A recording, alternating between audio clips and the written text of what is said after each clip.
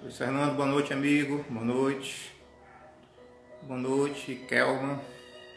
Solange, boa noite. Valéria, boa noite a todos. Sejam todos bem-vindos.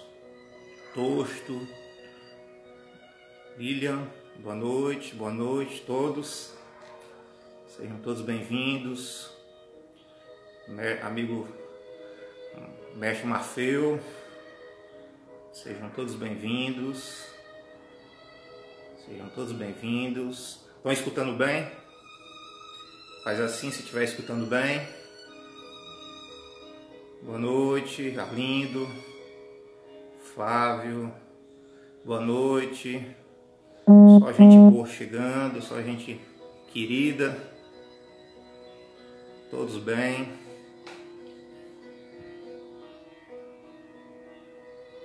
Sejam todos bem-vindos. Vamos iniciar nossa palestra de hoje. Seja bem-vindo, amor. Tosto. Todos bem-vindos. Que bom ter vocês aqui. Flávia Mello, Isabelle, meu amigo doutor Almiso, Raimundo. Sejam todos bem-vindos, pessoal. José Carlos. Vamos então iniciar, vamos fazer a nossa prece.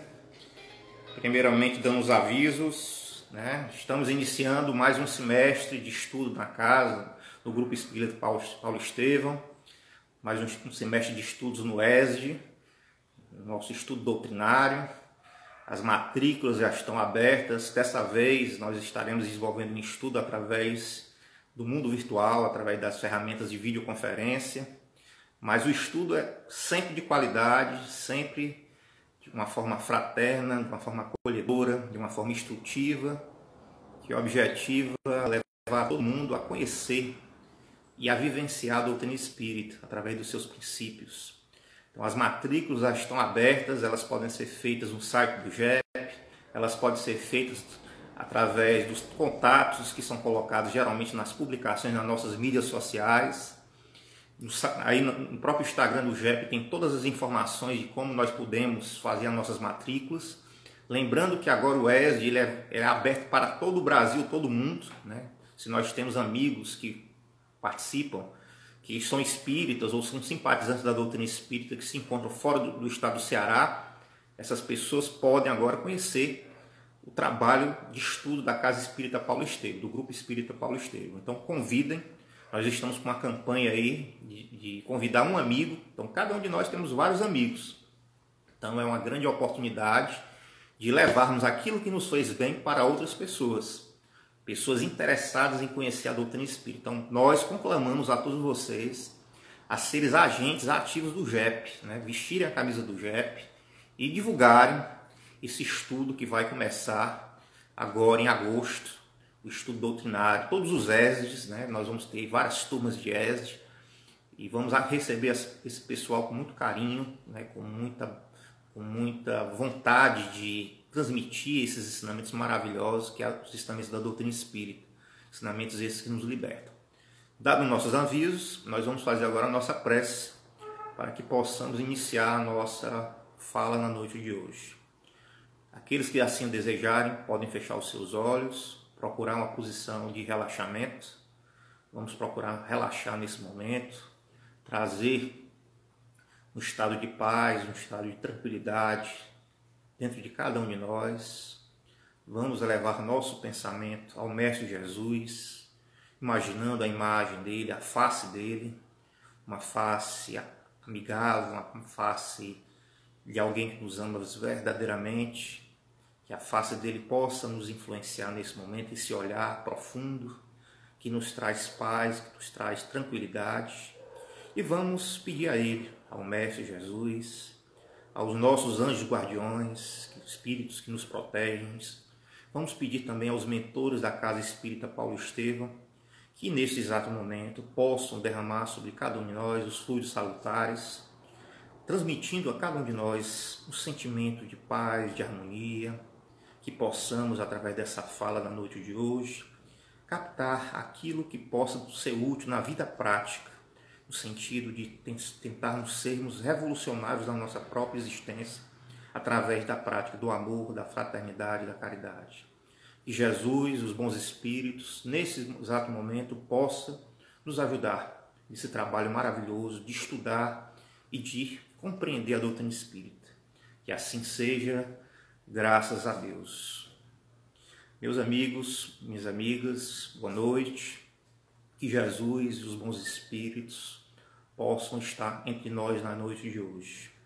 O tema da noite de hoje é sobre estudar e viver o Espiritismo. Um tema encantador, um tema fantástico, que é fundamental na nossa vivência. Aqueles que estão estudando o Espiritismo, mas aqueles que também estão simpatizando com a doutrina espírita.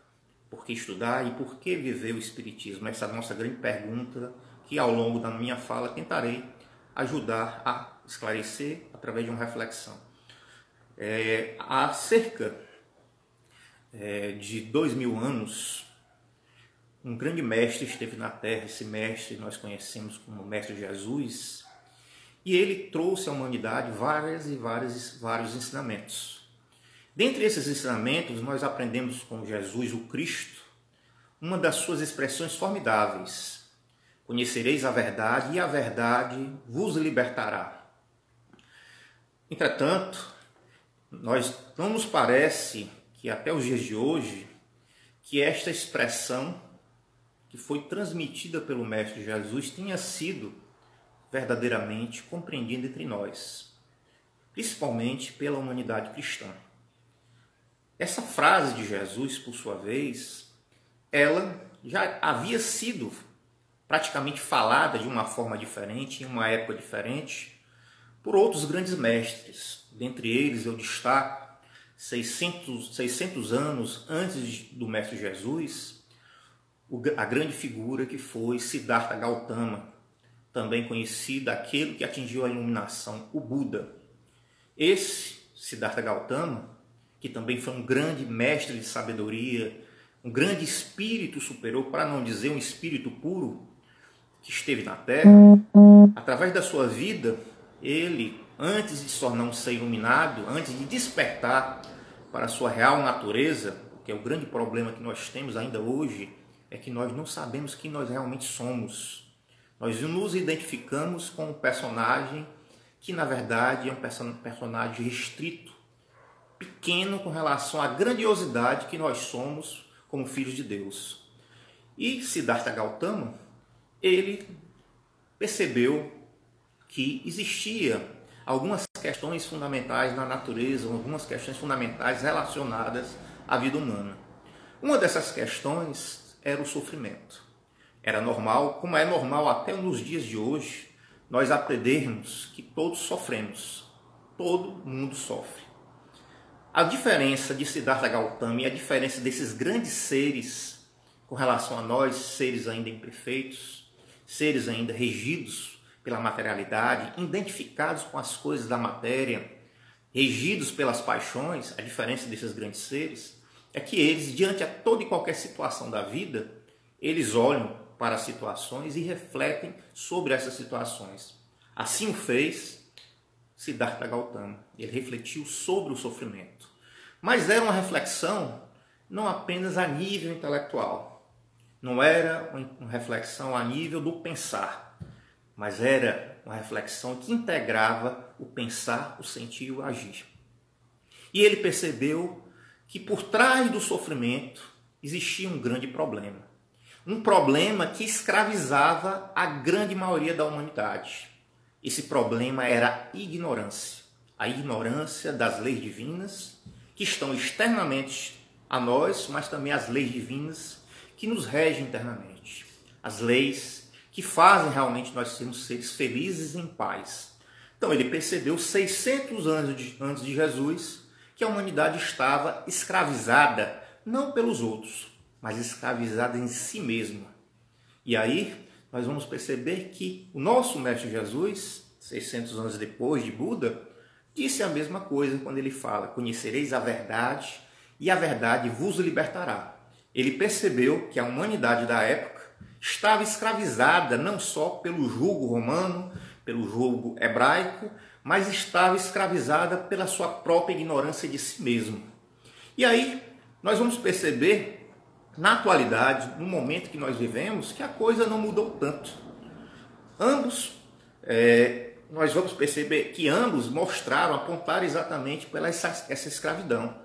E nós, de alguma forma, somos escravizados por várias coisas, por vários fatores, por vários elementos. Somos escravizados, por exemplo, pelos nossos temperamentos. Quantos e quantos de nós temos o pavio curto? Tem aqueles que têm um pavio curto, tem aqueles que têm um pavio extremamente curto e aqueles que não têm nem pavio, ou seja, são pessoas extremamente reativas. Pessoas que manifestam um conteúdo, através dos seus comportamentos e das suas ações, um conteúdo de raiva, uma raiva contida. Uma raiva que muitas vezes nós não sabemos de onde vem. Entretanto, essa escravidão do temperamento, ela é muito manifesta no nosso dia a dia.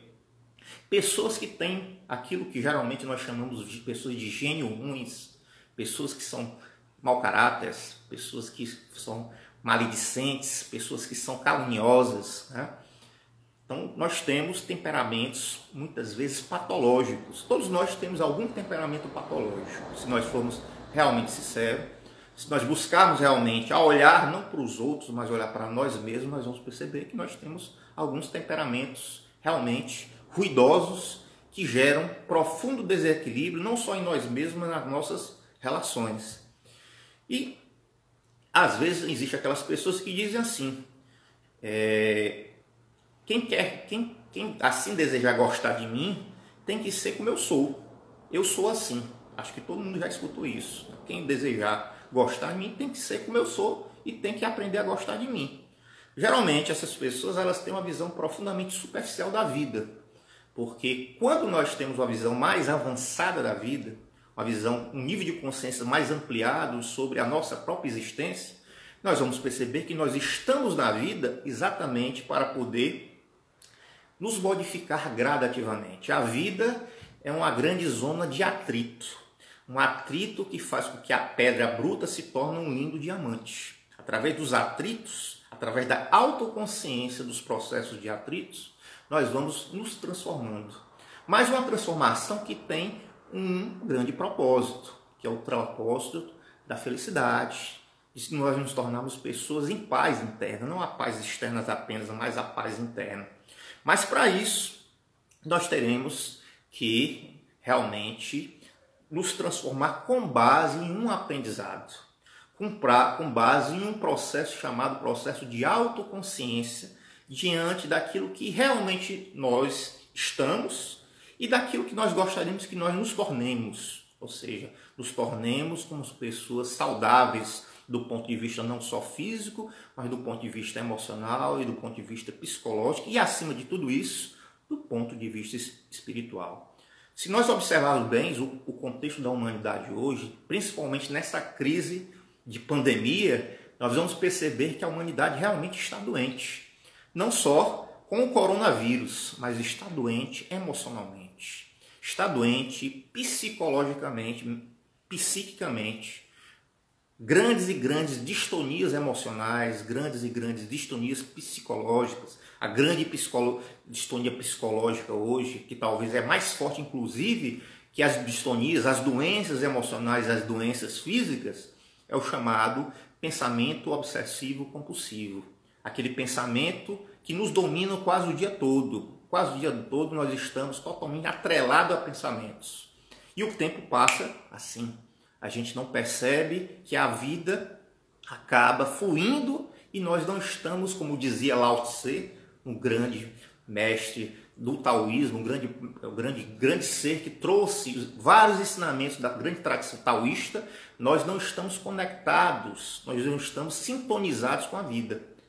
Parece que nós mergulhados em uma bolha psíquica, uma bolha de pensamento desregrado, desorganizado, nós não conseguimos ter o poder da presença, nos sentirmos presentes na vida e tentar fluir com a vida de uma forma natural. Então, nós vamos perceber que a humanidade se encontra também presa a uma grande patologia chamada pensamento obsessivo compulsivo, que é uma doença degenerativa com determinação fatal.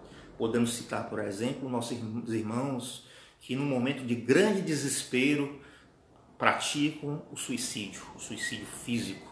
Mas se nós observarmos bem dentro do processo psicológico da doença do pensamento, eles na verdade já vêm morrendo há algum tempo através desse pensamento obsessivo compulsivo. Eles se encontram mergulhados nessa grande bolha psíquica de uma produção constante de pensamento e eles se desconectam com a realidade da vida, uma realidade que tem beleza, que tem coisas boas.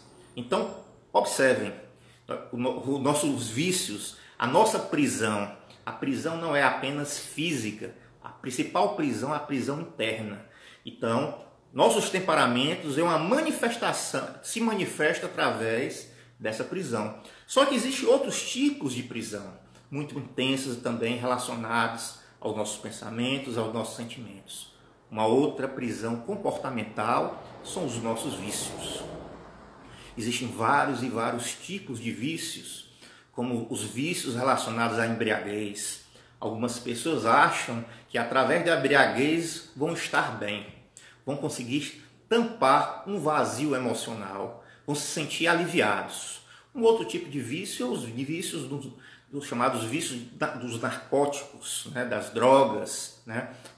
Alguns acham que através do uso das drogas, dos narcóticos, os mais pesados, os mais leves, também se vai gerar um estado de tranquilidade.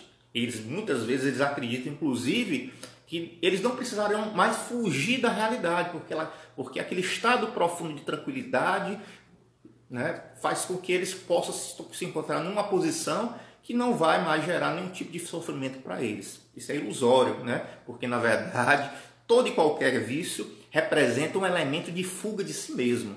E existe um outro vício também muito decorrente no nosso dia a dia, que é o vício presente nas nossas relações, né? O vício que nós percebemos, por exemplo, os vínculos de codependência, chamados pseudos vícios emocionais. Né? Então, muitas vezes nós estamos viciados emocionalmente na presença do outro.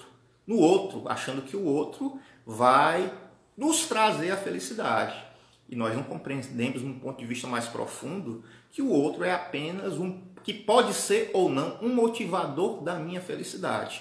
Mas a felicidade está dentro de cada um de nós. Só nós podemos realmente sermos felizes. Não é o outro, não são os espíritos superiores também que vão trazer a nossa felicidade. Eles são motivadores positivos na nossa felicidade. Mas a felicidade é uma conquista interna. E essa conquista interna, ela se dá com o processo de maturação, o processo de amadurecimento do indivíduo. Então, vínculos de codependência afetiva, por exemplo, com o objetivo de nos tornar uma pseudo-sensação de segurança, também é uma prisão. Então, muitos estão ao lado de outras pessoas presos em processo de codependência, onde existe, né, uma relação muitas vezes abusiva, onde um anula o outro, ou um quer estar acima do outro. Então, é um outro tipo de vício. E existe também, além da prisão do temperamento, a prisão dos vícios, né? Existem outros elementos, como um elemento chave também, que é uma grande prisão, talvez uma das mais terríveis prisões que existe, que é a prisão do medo. Então, existem vários tipos de medo, né, que nos aprisionam, né, e que não nos permitem conhecer a verdade. Né? Conhecereis a verdade e a verdade vos libertará dessa prisão. O medo de insetos, por exemplo, pessoas que morrem de medo de insetos, é um tipo de prisão, não podem ir para um canto que se tiver uma barata ou tiver uma aranha, não consegue. É um processo também que deve ser observado. O medo de doenças, nesse momento que nós estamos vivendo, nós estamos nos deparando aí com várias viroses, várias doenças estranhas, e várias pessoas têm esse medo de ficar doente. Entretanto, quando nós temos uma percepção mais apurada da realidade espiritual que nos cerca, nós vamos entender também que nada vai acontecer por acaso. Tudo realmente tem um propósito. E nós vamos aprender também que, mesmo entendendo que as coisas têm um propósito, nós temos também a responsabilidade de nos cuidarmos.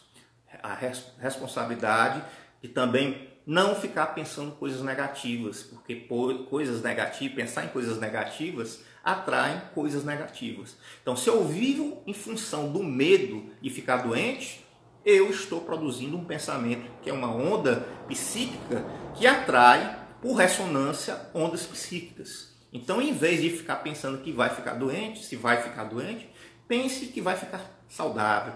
Pense que a saúde já está estabelecida no seu corpo. Então, existem pessoas hipocondríacas, né? Pessoas que procuram mergulhar nos alotrópicos, nos remédios alopáticos, né? Achando que eles vão salvar o indivíduo, e não salvam, na verdade. Você está lidando apenas com a camada física, né? A camada material. Mas existe um nível que é a camada espiritual, essa camada que é manifesta pelos nossos pensamentos e nossos sentimentos. Como andam nossos pensamentos? Como andam nossos sentimentos? Eu estou cuidando dos meus pensamentos, eu estou cuidando dos meus sentimentos, ou apenas estou cuidando do corpo físico através de remédio?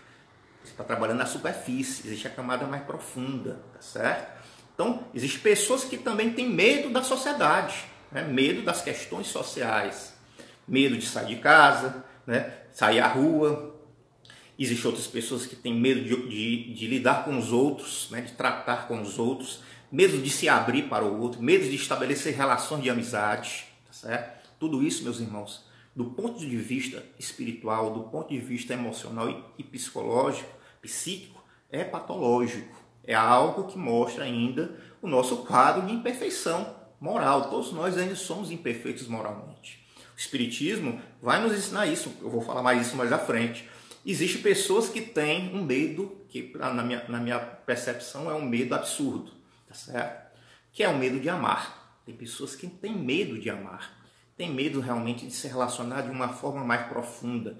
Não é uma forma apenas superficial, relacionada apenas às questões dos desejos e das sensações. Não é uma coisa relacionada apenas ao corpo, à sexualidade. É algo mais profundo. Pessoas têm medo realmente de entrar numa sintonia entre almas, uma sintonia de propósito, buscar estabelecer uma relação com o outro em cima de um propósito comum. Então, medo de amar é algo absurdo. O universo funciona baseado na lei do amor.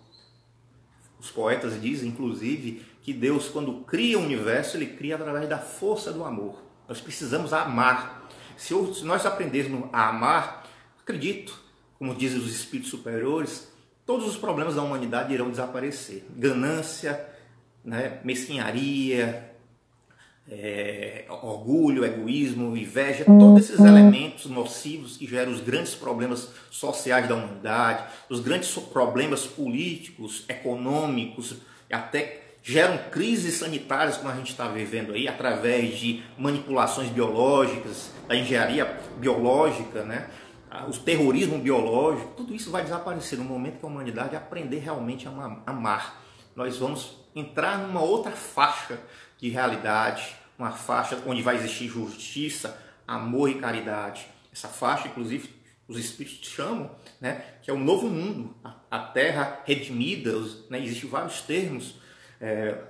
Nós estudamos a obra de Kardec, nós aprendemos que é a fase da nova geração, onde surgirão não só espíritos que aqui estarão reencarnando para tornar o mundo um mundo de regeneração, mas também os próprios espíritos que estão no mundo espiritual também irão se transformar, porque existe uma conexão mental entre a realidade física e a realidade espiritual. Nossos pensamentos negativos, eles influenciam também o mundo espiritual, como nossos pensamentos positivos também influenciam o mundo espiritual. Existe um processo de conexão entre mentes. Então, se nós começarmos a desenvolver nossos pensamentos, os nossos sentimentos, iremos transformar a Terra em um novo mundo. temos muito a fazer, né? Isso ainda, de certa forma, ainda é uma coisa um tanto quanto utópica pelo momento que nós vivemos. Mas também estamos tendo a oportunidade de viver um momento onde podemos motivar a transformação em larga escala, por exemplo, através da internet.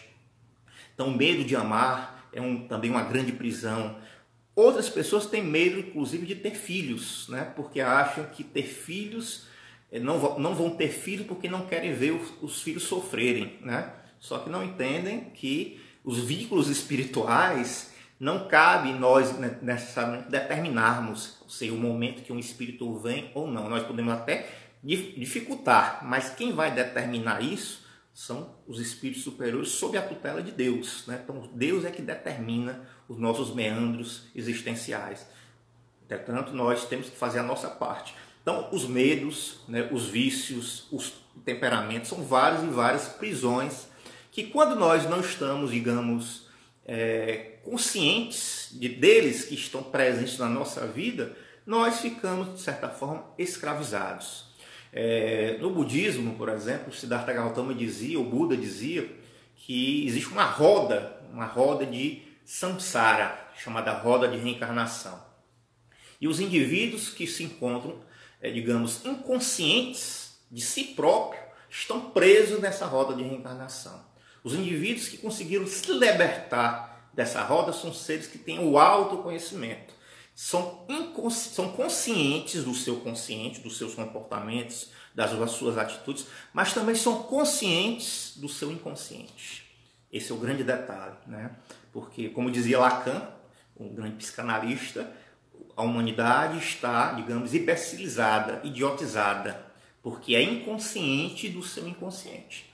Então, no momento que nós passarmos a sermos conscientes do nosso inconsciente, conscientes no nosso subconsciente, onde existem todas as memórias, né, as memórias do passado, onde existem, por exemplo, os nossos padrões de crenças, nossas crenças limitantes que limitam o nosso agir, o nosso sentir, o nosso fazer do dia a dia. Quando a gente começa a se tornar consciente de tudo isso, nós começamos a nos libertar, tornamos seres conscientes. Como era, por exemplo, Francisco de Assis, né, o grande mestre de Assis, como era, por exemplo, o próprio Lao Tse, o próprio Buda, o próprio Jesus, nosso grande mestre, nosso guia e modelo de acordo com a doutrina espírita da humanidade. Então, nós começamos a sermos altruístas da nossa própria vida. Nós começamos a escrever conscientemente a nossa história, a nossa própria história, né? E não ficamos achando que o outro tem que escrever a nossa história, que ninguém escreve a nossa história. Nós precisamos escrever a nossa própria história de uma forma consciente, de uma forma altruísta.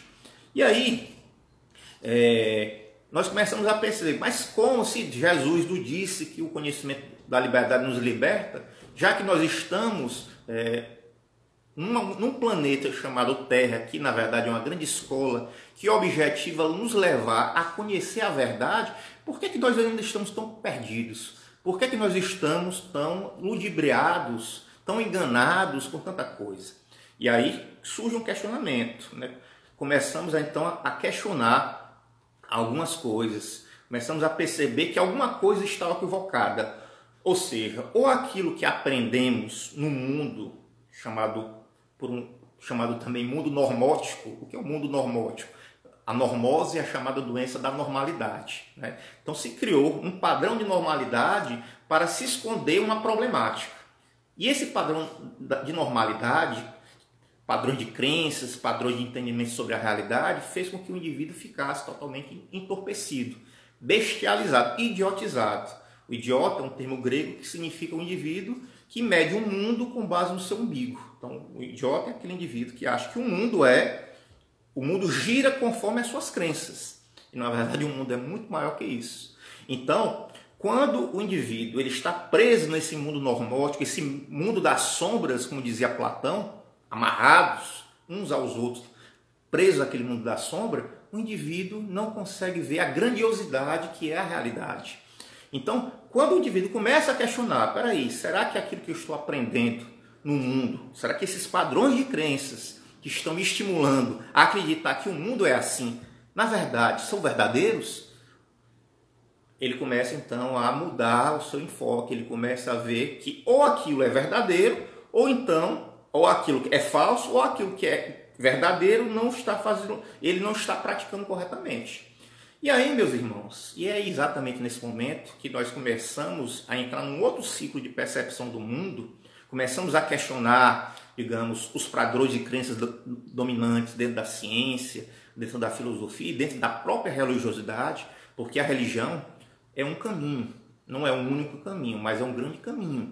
Mas esse caminho também ele foi manipulado por certos seres humanos no sentido de dominação, no sentido de tornar esses seres humanos cordeiros de uma crença que prende, que não liberta, né? Então, quando a gente começa a entrar numa faixa temporal dentro da evolução da humanidade, onde algumas pessoas trouxeram grandes questionamentos para a vida, a doutrina espírita surge. O espiritismo chega à Terra. E quando ele chega à Terra, ele chega através da espiritualidade superior, os espíritos superiores que governam o nosso planeta. Tendo à frente um espírito que se denomina espírito de verdade. E ao lado desse espírito de verdade, uma pleiade de espíritos superiores e espíritos também imperfeitos que vieram contribuir para o alargamento da consciência humana. Tá certo? Então, a doutrina espírita surge através dessa proposta, objetivando o quê? Levar o progresso moral, intelectual da humanidade. Porque não existe liberdade sem progresso moral. Achar que a liberdade advém do progresso da tecnologia, o progresso intelectual, por exemplo, e depois do progresso da tecnologia, isso é utópico, tá certo? Na verdade, o progresso moral, o progresso da humanidade se dá através de duas asas, a asa da moral e a asa do conhecimento. Mas não é um conhecimento qualquer, é um conhecimento com discernimento, certo? Então o Espiritismo vem promover, como diz lá a obra organizada por Kardec, vem promover o progresso moral e intelectual da humanidade, não só o intelectual. Porque se o Espiritismo viesse para desenvolver apenas o progresso intelectual, a humanidade, a doutrina espírita viraria mais uma doutrina filosófica que um dia desapareceria. Mas ela traz uma proposta de uma profunda transformação interna do indivíduo. E aí nós vamos ver que isso acontece via um espírito superior que reencarnou na Terra para ajudar esse grande projeto divino. Um espírito superior que é tratado uma parte da obra organizada por ele próprio, chamado Revista Espírita, como um espírito superior, que foi Hipólito Léon Denis Rival, denominado como Allan Kardec. Allan Kardec era um espírito superior e não poderia ser diferente. Teria que ser um indivíduo muito preparado intelectualmente, um homem que tinha uma cultura, era um polímata, conhecedor de várias ciências, mas, além disso, tinha que ser um indivíduo evoluído moralmente. Um espírito onde as paixões não dominavam mais, onde a materialidade, ele não se identificava mais com essa materialidade. Não era egoísta, não era orgulhoso, não era invejoso, não era mesquinho, não era rude, não era arrogante. Era um espírito extremamente humano, era uma pessoa que tinha uma humanidade grandiosa, era uma pessoa que tinha alegria, como a gente vai estudar, por exemplo, o livro Viagem Espírita de 1862, você vai ver que já Kardec não era aquele homem sisudo, mas era um homem alegre, um homem que era muito inteligente, um homem delicado, mas um homem objetivo, como a gente vai também observar isso, esse perfil no livro O que é Espiritismo, que é o primeiro livro que ele indica ao estudante do Espiritismo, ao simpatizante do Espiritismo. O primeiro livro a ser estudado se chama o livro O que é Espiritismo. Então, esse espírito de verdade, que nós vamos descobrir na obra organizada por Kardec, que era o próprio Jesus era o espírito de verdade. Nós vamos perceber isso estudando a obra de Kardec. Vamos perceber também que Jesus era o guia espiritual de Kardec. Não poderia ser diferente, não? O espírito superior tem que ter um espírito puro ao lado para poder conduzir nessa grande missão. E nós vamos ver que durante, praticamente, entre 1854 até 1869, Allan Kardec publica, organiza e publica as informações do mundo espiritual em 22 livros, que ele denomina como obras fundamentais de espiritismo. Não 5, 22 livros, tá certo? 22 livros, ele elabora esse grande núcleo teórico do conhecimento espírita, que vem para a humanidade, esclarecer a humanidade a perceber também o nível de prisão que ela se encontra.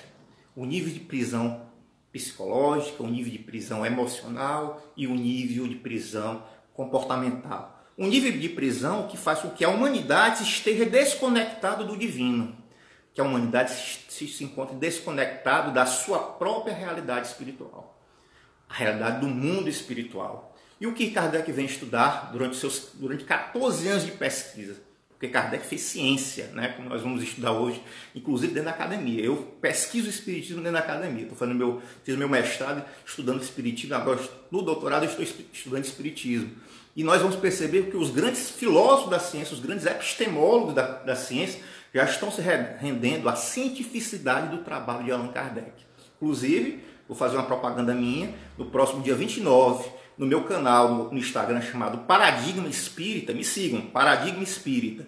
Estará eu e um doutor em filosofia falando sobre a cientificidade do método de Allan Kardec. Né? Nós vamos ver que Kardec ele pesquisou a relação do mundo espiritual com o mundo material, porque o ser humano preso nos seus vícios, preso nos seus elementos de autossabotagem, preso no seu comportamento diário equivocado, se desconectou do mundo espiritual. E aí a espiritualidade, sob a tutela do Espírito de Verdade, junto a Allan Kardec, vai pesquisar a relação do mundo espiritual com o mundo material. Mas não ficou nisso.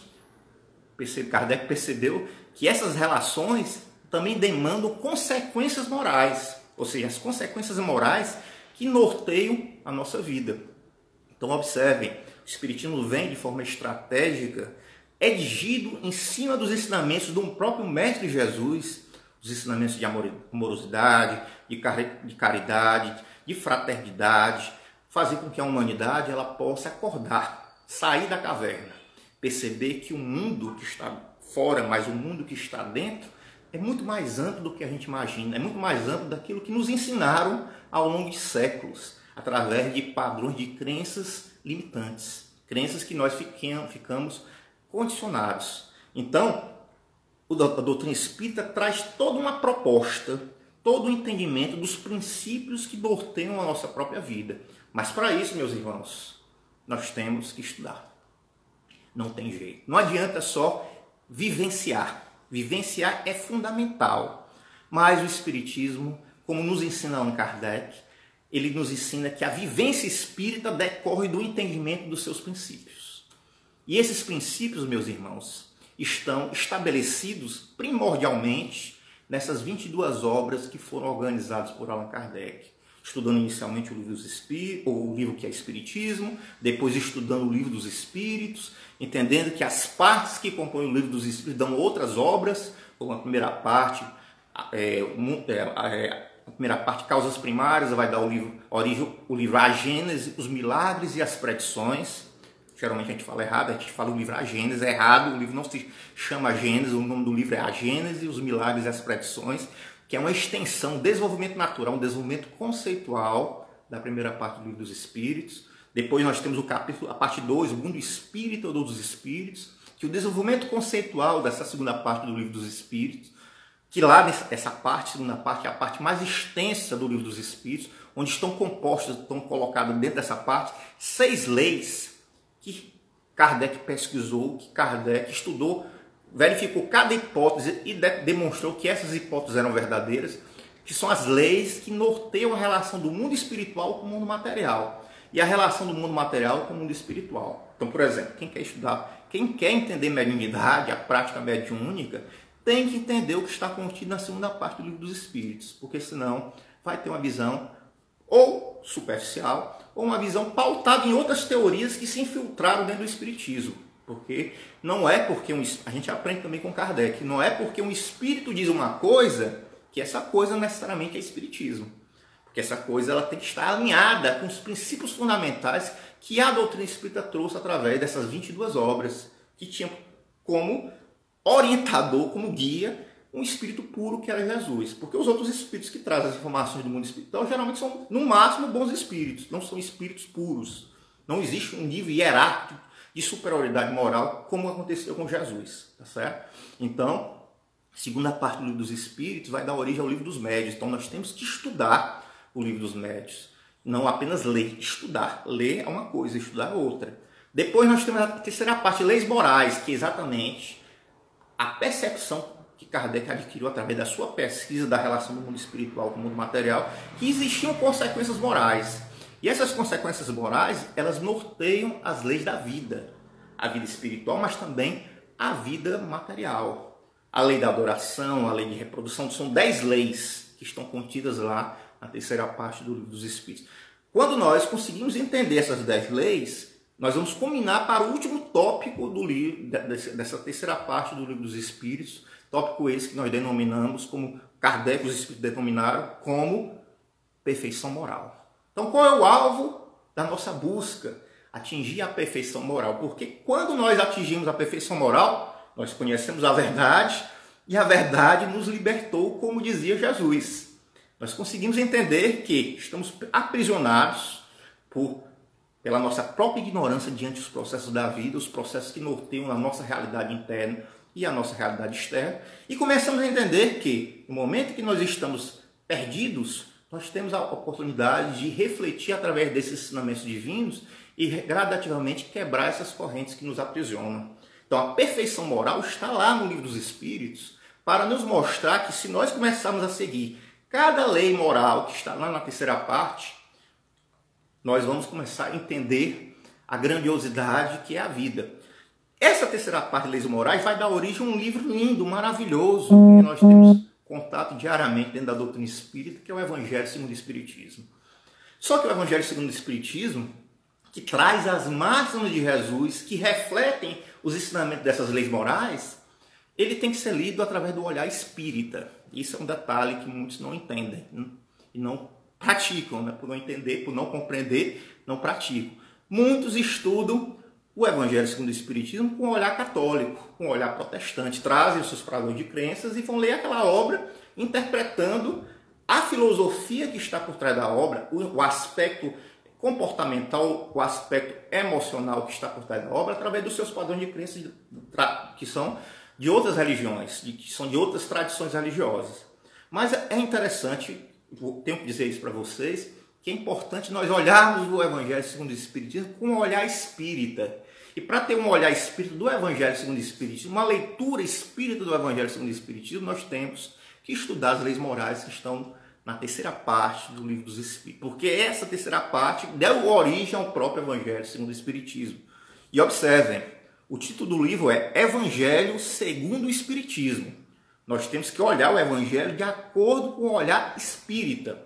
Por isso o título, tá certo? Não é o Espiritismo segundo o Evangelho. Nós não podemos fazer a doutrina espírita olhada através do enfoque teológico, no enfoque exegético da igreja, do protestantismo, como muitos estão tentando fazer por aí. Tornar o Espiritismo reduzir o Espiritismo a uma crença religiosa, uma doutrina religiosa. O Espiritismo é muito mais que isso. Começa como ciência, traz a filosofia, a reflexão filosófica das consequências morais da relação dos espíritos com os encarnados, mas de maneira alguma objetiva ter credo, ter sincretismo, ter hierarquia. Ninguém na doutrina espírita, a gente já estuda isso em Kardec, especialmente na introdução do Evangelho segundo o Espiritismo, no item Controle Universal dos Ensinamentos dos Espíritos, e em especial no primeiro capítulo da Gênesis, os Milagres e as Predições, capítulo chamado Caractere da Revelação Espírita, que na doutrina espírita não existe um indivíduo que fale por toda a doutrina espírita. Nem um médium, nem um espírito, nem um dirigente da casa espírita fala por toda a doutrina espírita. Nós temos que respeitar todos, mas temos que aprender a olhar que na doutrina espírita não existe argumento de autoridade. A gente aprende na filosofia. Existem algumas pessoas que querem estabelecer a verdade com base no argumento de autoridade. Se tivesse alguém que tem autoridade dentro do Espiritismo, se chama Jesus. Jesus é o Espírito puro, por natureza, o Espírito perfeito, que tem autoridade moral para nos guiar. Os outros Espíritos contribuem, têm o seu papel, têm a sua importância, mas todas as informações devem ser analisadas, verificadas, dados com fatos, como Kardec nos coloca, a doutrina espírita é uma ciência, os dados têm que talhar fato e não ficar mergulhados em especulações, em teoréticas que não têm fundamento, certo? Quando nós estudamos Kardec, nós aprendemos isso, que existem muitas teoréticas por aí, várias e várias literaturas, vários e vários autores espirituais que trazem informação com o objetivo de trazer suas contribuições, mas cabe a nós espíritas, como Kardec fala isso na obra, quando você estuda, por exemplo, o livro Obras Póstumas, do capítulo Constituição do Espiritismo, você vai ver que Kardec fala que a cada 1/4 de século, todo organismo doutrinário deve ser analisado, refletido, verificado. Ou seja, para que a gente não caia nas pseudagens, né? As pseudagens do mundo espiritual. Tem muita coisa que vem do mundo espiritual que não corresponde aos ensinamentos espíritas. Então a gente começa a aprender essas coisas. Tem muita coisa, por exemplo, que chega na doutrina espírita, a gente acha que a gente está, naquele momento, alinhando o conhecimento espírita com ciência, mas na verdade o que está chegando no espiritismo é pseudociência. Quem é da academia sabe o que é pseudociência, né? São informações que se dizem científicas, mas que não têm comprovação. São apenas hipóteses. Hipóteses que ainda têm que ser verificadas por pares científicos, por núcleos de pesquisa científica.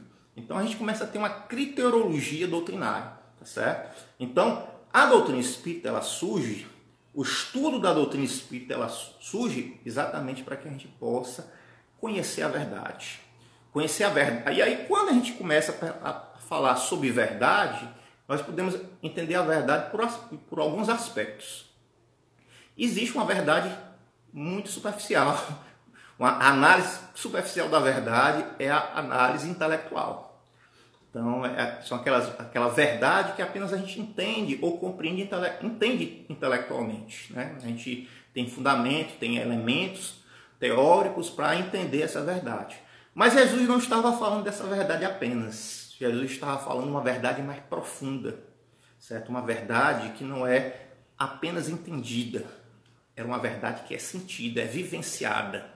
Então a doutrina espírita, ela traz um ensinamento, não é para apenas o indivíduo aprender através da leitura literal, certo? Que até estudando os níveis de leitura, nós vamos ter vários níveis de leitura.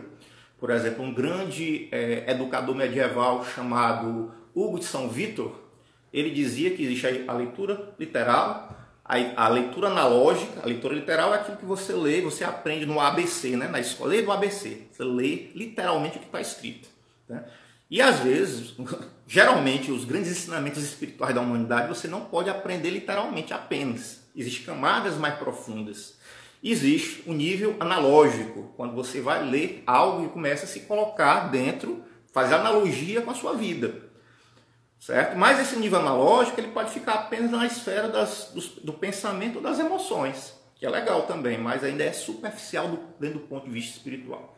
E existe a leitura espiritual, aquela leitura que faz com que você realmente estabeleça uma revolução interior dentro de você. Uma revolução psicológica, emocional e comportamental.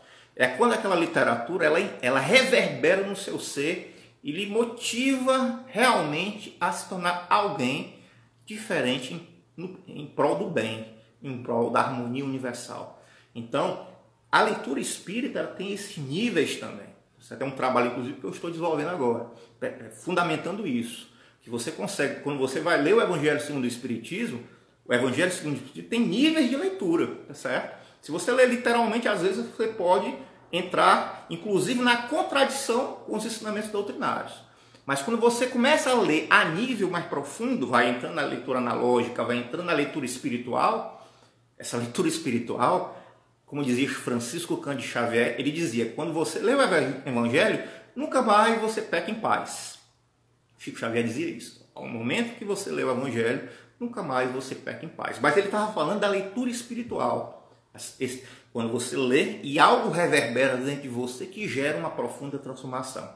Então, meus irmãos e irmãs, estudar o Espiritismo significa mergulhar profundamente na sua realidade, no entendimento da realidade espiritual que você está envolvido, ou seja, nós estamos conectados ao mundo espiritual. Por mais que o indivíduo esteja imbecilizado, o indivíduo esteja inconsciente de si próprio, do seu consciente, do seu subconsciente ou do seu inconsciente, ele está conectado ao mundo espiritual. E por estar conectado ao seu mundo espiritual, por estar inconsciente, ele recebe as influências inferiores do mundo espiritual. ele vira um fantoche do mundo espiritual inferior. Quando você começa a entender os princípios espíritas que norteiam a relação com o mundo espiritual, você passa a se tornar um ser consciente. Passa a entender que eu não posso diariamente pensar, não devo pensar coisas negativas, porque eu crio um vínculo psíquico com entidades inferiores. Eu não devo, por exemplo, ter medo. Eu tenho que buscar vencer os meus medos, seja através da psicoterapia, através da terapêutica, e tem vários caminhos terapêuticos por aí, vários caminhos psicoterapêuticos por aí, né? Psicanálise, psicologia comportamental cognitiva, terapias holísticas, vários modelos de terapias holísticas, né? Que nós temos da doutrina espírita uma prática que é terapêutica, mas não é terapia, que é o a evangeloterapia. É terapêutico, mas não é terapia, certo? Profissionalmente nós não podemos dizer que o evangelho é uma terapia, mas é terapêutico sim, certo? Então, quando a gente começa a olhar isso, né, os medos, e se libertar dos medos, a gente começa a perceber que o que vai ficar vai ser as sintonias com os espíritos superiores.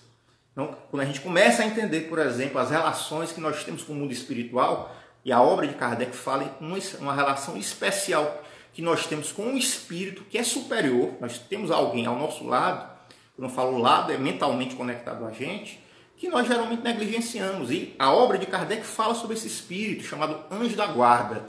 Nosso anjo guardião é o espírito superior que está ao nosso lado para nos estimular a nossa evolução.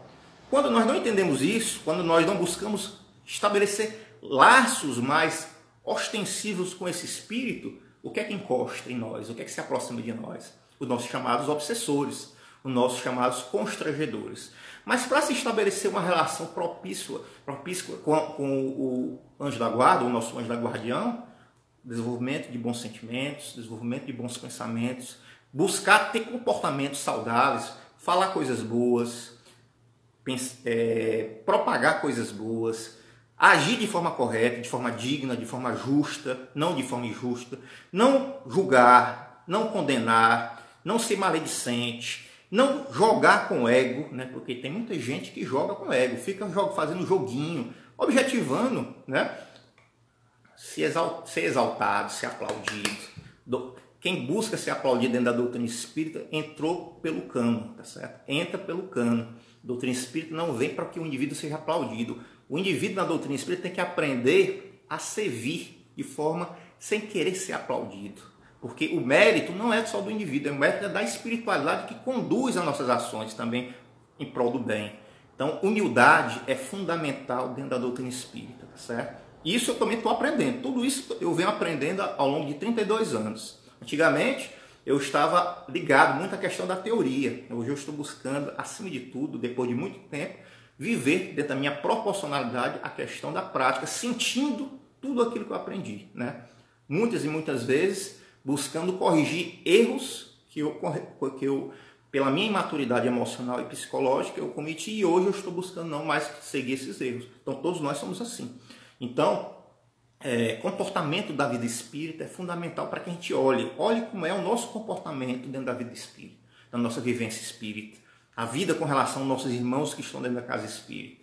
Como é que é isso? Será que eu sou arrogante? Né? Por que eu estou arrogante? Será que é culpa do irmão ou é um problema meu? Né? Geralmente é um problema da gente, não é culpa do irmão. O irmão pode ser apenas o estimulador, né? Mas a problemática não está no outro apenas, está na gente, que a gente se afeta. Se se afetou, é porque tem um problema dentro da gente, certo? Que a gente tem que olhar. Então, estudando o Espiritismo, a minha visão sobre a vida, sobre a verdade, ela se amplia. Não apenas olhando a verdade dentro do ponto de vista intelectual. Porque olhar do ponto de vista intelectual não resolve a nossa problemática espiritual. Nós temos que captar a verdade através do âmbito mais profundo do nosso ser, alinhando palavra com ação, né? Alinhando palavra com ação. Como a gente vê, nós temos exemplos maravilhosos dentro da doutrina espírita. Chico Xavier, temos Divaldo Pereira Franco. Antes de Chico Xavier, nós tivemos Eurípides Barçanufo, nós tivemos Bezerra de Menezes, foram indivíduos que nas suas épocas procuraram alinhar a sua prática com as suas palavras, né? Mas para isso buscavam perceber a repercussão dos seus pensamentos, buscavam perceber a repercussão dos seus sentimentos, dos seus comportamentos, tá certo? Quando erravam, se corrigiam. Quando sentiam algo negativo, eram vaidosos, eram orgulhosos, se corrigiam, porque também tinha um apoio da espiritualidade. E todos nós temos esse apoio da espiritualidade. Quando eram maledicentes com o pensamento, eles observavam isso, mudavam esse padrão, porque existem padrões de repetição psíquicos que se repetem na gente, pensamentos repetitivos, padrões estabelecidos, que quando nós começamos a nos autoconhecer, nós vamos entender o que são os condicionamentos psíquicos. Vamos entender como esses pensamentos, eles muitas vezes estão startados dentro da cabeça da gente e a gente acaba seguindo eles e acaba se dando mal mais no futuro. Então, por exemplo, você vê uma pessoa falando algo sobre você, como você já teve problemáticas com outras pessoas, você acha que aquela pessoa está falando mal de você e às vezes não está falando mal de você.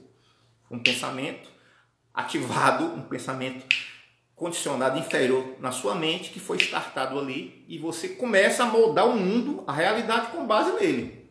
Então, quando a gente começa a viver a prática do autoconhecimento, a gente começa a perceber esses gatilhos que estão dentro da gente, que são gatilhos não saudáveis. E aí entra a importância do ensinamento do Mestre Jesus, que é um ensinamento de amorosidade, de acolhimento, mas um ensinamento que tem que ser refletido à luz da doutrina espírita, que deve ser olhado com maturidade, né? E mudar os nossos conceitos é muito importante para que a gente possa realmente se desenvolver. Então, estudar a doutrina espírita é um fator fundamental para que a gente possa viver o espiritismo. Estudar a doutrina espírita, meus irmãos, também não é apenas ler, tá certo? Para vocês terem uma noção, existe um grande pesquisador brasileiro, né, que fez a sua dissertação de mestrado e sua tese de doutorado estudando o método científico de Allan Kardec, chamado Marcelo Gulão, que em uma entrevista recente ele disse que, através de fundamento científico, que Allan Kardec é um dos franceses mais lidos no Brasil. E chega um momento que ele diz que até o francês mais lido no Brasil é Allan Kardec. Eu achei muito interessante essa afirmação dele. Mas observe, ele está dizendo é o francês mais lido. Ler não é necessariamente estudar, certo? Então nós podemos até ler muito dentro do espiritismo, mas estudamos muito pouco. Ainda muito pouco o espiritismo.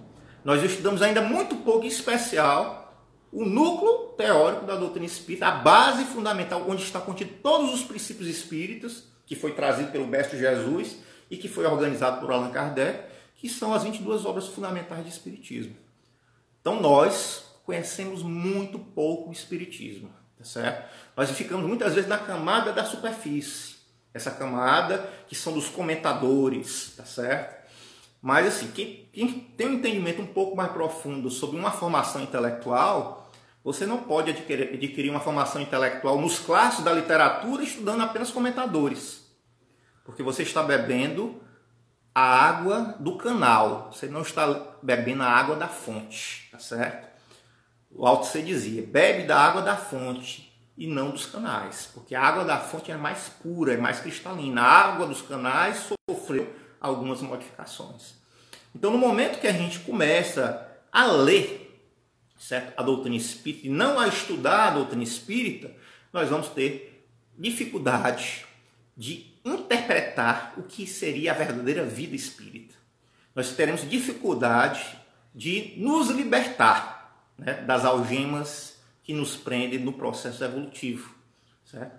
Nós temos que ler, mas acima de tudo estudar a obra de Kardec e as outras obras também, mas que as outras obras partem dos ensinamentos das obras de Kardec, organizado por Kardec. Então, eu falo obra de Kardec, entende-se que é dos espíritos superiores e Kardec, tá certo? Não é só de Kardec, espíritos superiores e também de Kardec. Então, o espiritismo ainda é um grande desconhecido. E nós precisamos ter a clareza que já faz mais de 160 anos que a doutrina espírita está na Terra e que nós ainda não aproveitamos o grande tesouro, né, que nós estamos sentados ao lado, né, que é esses ensinamentos maravilhosos. E hoje nós temos aí, por exemplo, uma ferramenta maravilhosa chamada KardecPad, para nos ajudar nesse estudo. Então, meus irmãos, Conhecereis a verdade e a verdade vos libertará. Conhecereis a doutrina espírita, estudai a doutrina espírita para entender os seus princípios